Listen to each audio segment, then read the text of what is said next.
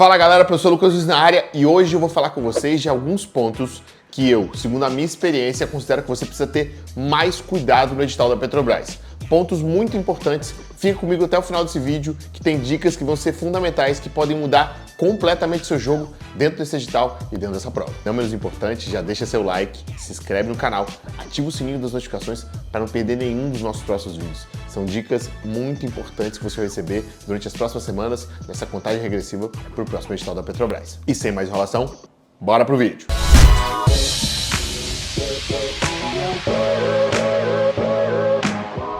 O primeiro ponto que a gente vai conversar é sobre o formato da prova. Muitos alunos vão se preparar e não têm esse cuidado de analisar o formato. Não só saber como a prova acontece, qual é a formatação dela, mas como aproveitar os caminhos que essa banca te dá para ser bem sucedido na hora da prova. Basicamente, nós temos 16 ênfases diferentes, mas a estrutura é muito parecida. Você tem 40 questões básicas, divididas normalmente entre 20 de português e 20 de matemática, e 60 questões específicas, divididos em 20 para cada um desses blocos. Um ponto muito importante é que uma questão certa conta um ponto, e uma questão errada subtrai um ponto. Então, responder todas as questões é um ponto de análise. Já fica com essa ideia que eu vou te explicar durante esse vídeo como você aproveitar as vantagens de não precisar responder todas as questões da prova. A banca da Sebrasp é uma banca que não perdoa quem chuta questões. Ela não quer que você chute, ela quer que você realize apenas o que você realmente sabe.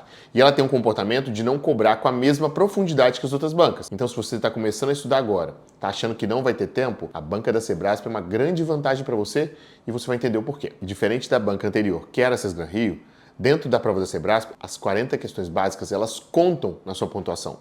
Então, diferente do que você fazia antes, de apenas realizar as questões para não ser eliminado, conseguir se classificar, das 20 você precisava acertar no mínimo 10 e não zerar português e matemática, e a nota dessa parte básica era desconsiderada, já na Sebrasp não. Se você faz um ciclo básico muito bom, você já está quase com um pezinho dentro da empresa. Então você não precisa ter um aprendizado tão forte da parte específica, diferente da Sesgran Rio, que se você não mandasse muito bem nas específicas, você estava fora da prova. Então você que está estudando há pouco tempo vai ter uma baita de uma vantagem dentro desse edital. E retornando à questão do tempo, eu considero muito importante que você não responda todas as questões, ainda mais se você está voltando a estudar agora.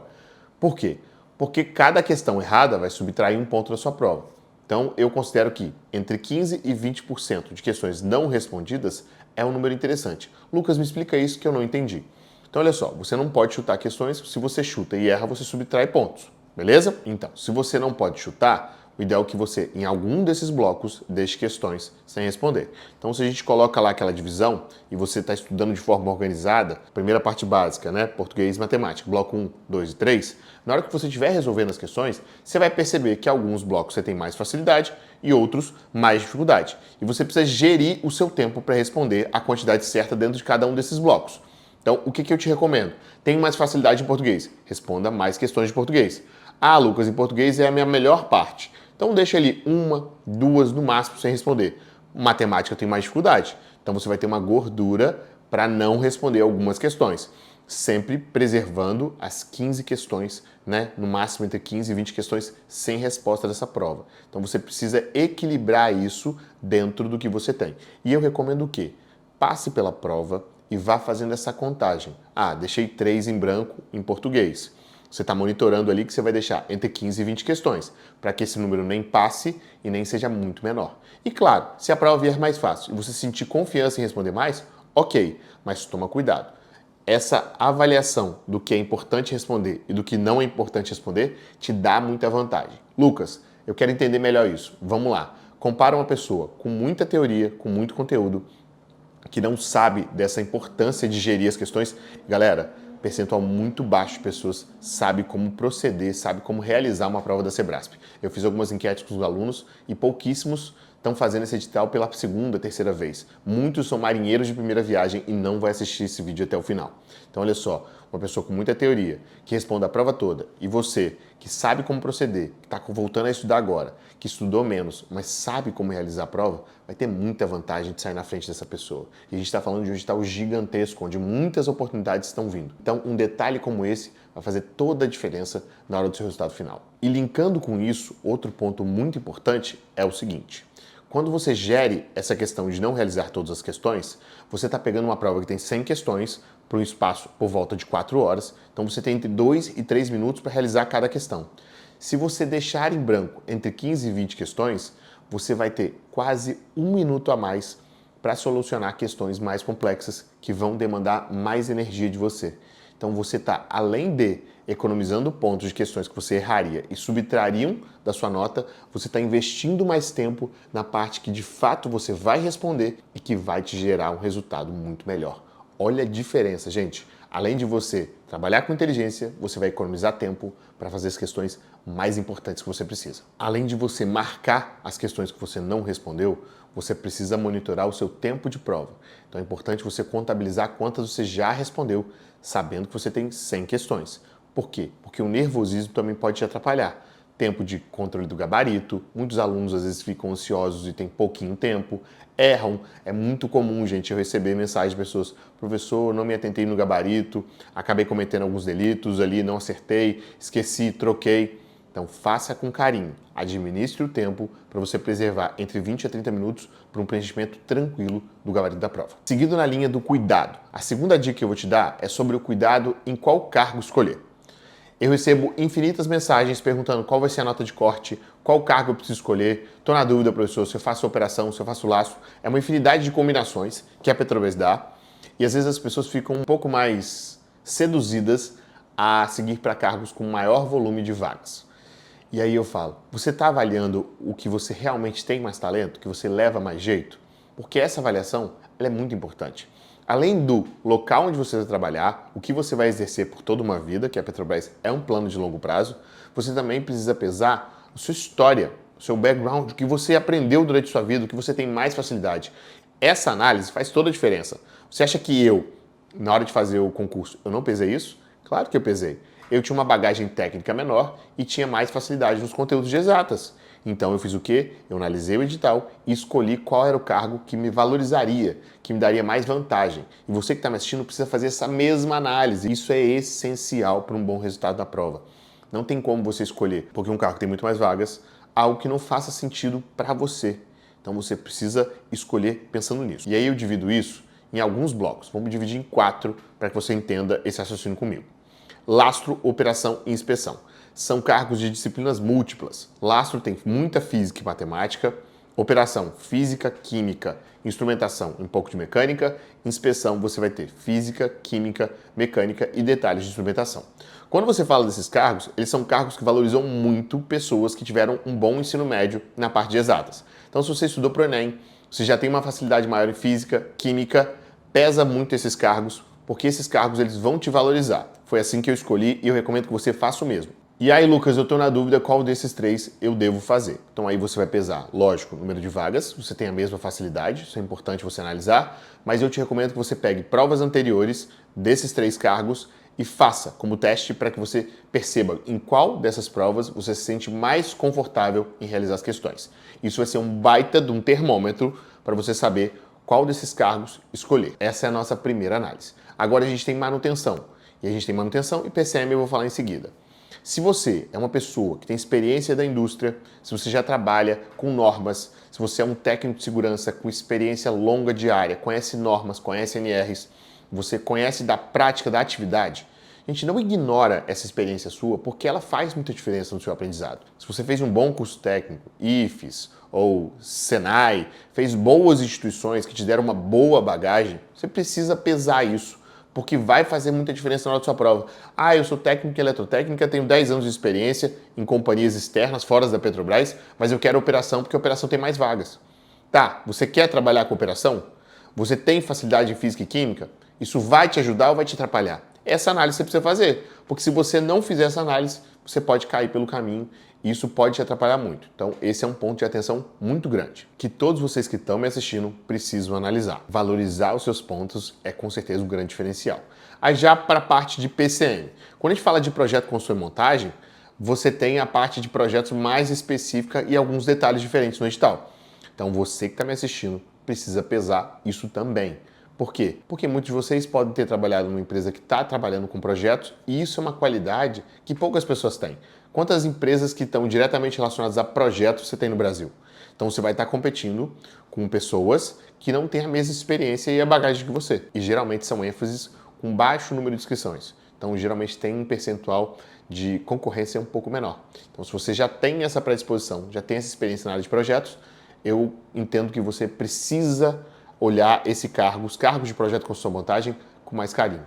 Que a empresa está crescendo muito, a parte de projeto vai evoluir muito e com certeza você pode ter grandes oportunidades focando nessa ênfase e trabalhando nessa ênfase dentro da Petrobras. E agora falando dos cargos de administração e logística, é muito importante você considerar também a sua história. Se você é um administrador com experiência, você é um técnico de administração com experiência, você é um tecnólogo em logística que quer fazer um técnico, dando essa ênfase aqui, tecnólogos não têm a interpretação da validação, mas você pode correr atrás, né? Vou falar rapidamente que a Petrobras criou o fim da fila, então você pode apontar, né, que você quer ser chamado no fim da fila. A gente está falando de um edital que tem validade de 18 meses, então você consegue fazer o seu técnico e garantir a sua vaga dentro do espaço de tempo que a Petrobras vai te oferecer.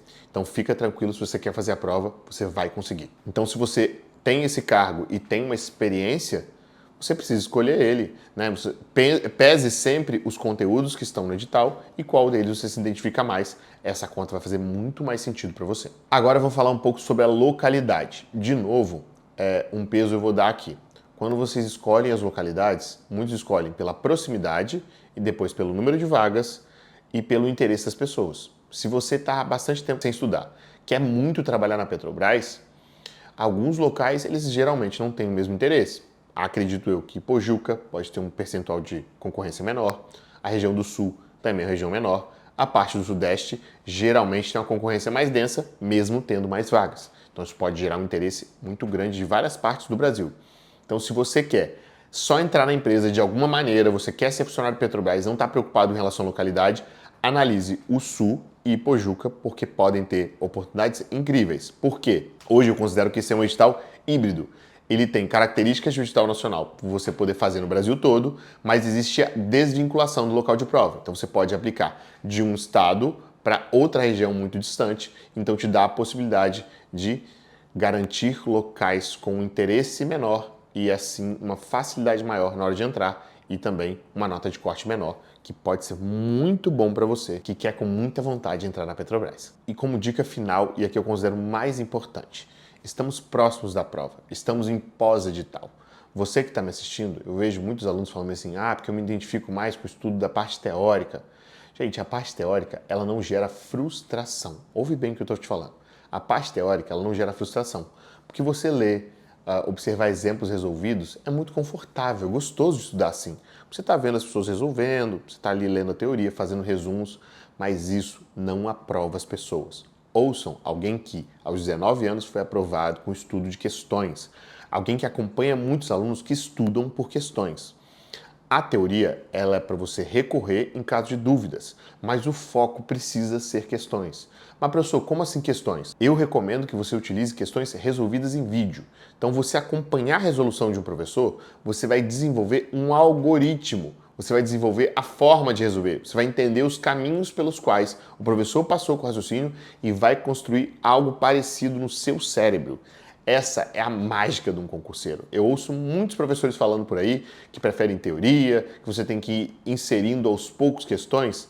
Eu não penso dessa maneira, ainda mais quando a gente fala de cargos muito relacionados às exatas. Você precisa estar imerso de questões, você precisa estar na batalha, no campo de batalha, e a teoria ela é um amparo. Por exemplo, estou estudando matemática e estou com dificuldade em funções. Volta lá, entenda o raciocínio das funções e aplique assistindo aulas e resoluções de questões. É lógico, você pega só a questão sem o amparo da resolução, com certeza você vai tender a se frustrar muito mais, porque você não sabe o que a pessoa está fazendo. Mas recorra a questões resolvidas. Questões resolvidas são essenciais para o estudo para concursos. E se você quer um material baseado em questões e também em teoria, eu vou deixar o link aqui do acelerador. Temos mais de 3.000 questões resolvidas que vão te ajudar demais a seguir bem e seguir muito rápido dentro desse processo e acelerar a sua aprovação. Dentro do acelerador a gente tem aulas ao vivo, aulas gravadas, apostilas, materiais de estudos, mentoria via WhatsApp, acompanhamento de mais de 12 professores focados no edital da Petrobras. E o estudo de questões, ele traz outros benefícios, que seria o quê? Você perceber em qual das disciplinas você tem mais facilidade para conectar lá com o comecinho do vídeo, que você precisa saber quais blocos você vai responder, mais questões, menos questões, o estudo por questões ele está diretamente ligado à estratégia. Porque se você não tem uma boa estratégia, se você não fez muitas questões, como você vai saber qual bloco você tem mais facilidade ou não? Ah, professor, eu gosto de estudar só por teoria. Como é que você vai perceber se a teoria está sendo bem aplicada em exercícios? Como você vai saber em qual desses pontos você pode deixar questões sem responder ou não? Ouça com muito carinho, gente, isso faz muita diferença. E assim, além disso, simular questões de prova. Se você pode realizar simulados, isso faz muita diferença. Simular, você vai perceber como você está indo num todo e também vai perceber pontos que você pode melhorar. E outra coisa muito importante, eu falei sobre a gestão de tempo, o tempo que você tem para cada questão, a estratégia que você tem para utilizar com isso. Mas assim, para a gente encerrar essa conversa que está, na minha visão, muito boa e que pode clarear muitos pontos, quando você simula uma prova de 4, 5 horas, você em casa dificilmente estuda longos períodos, não são todos que conseguem, né? Às vezes você estuda por 1 hora e meia, 2 horas, para. Numa prova de concurso você não tem isso. É como se você fizesse uma corrida de 5 quilômetros e no dia da prova você tivesse que fazer uma maratona. Então é muito diferente isso. E muitos alunos ficam muito fadigados na hora da prova e não conseguem mandar bem nas últimas questões, porque estão muito cansados.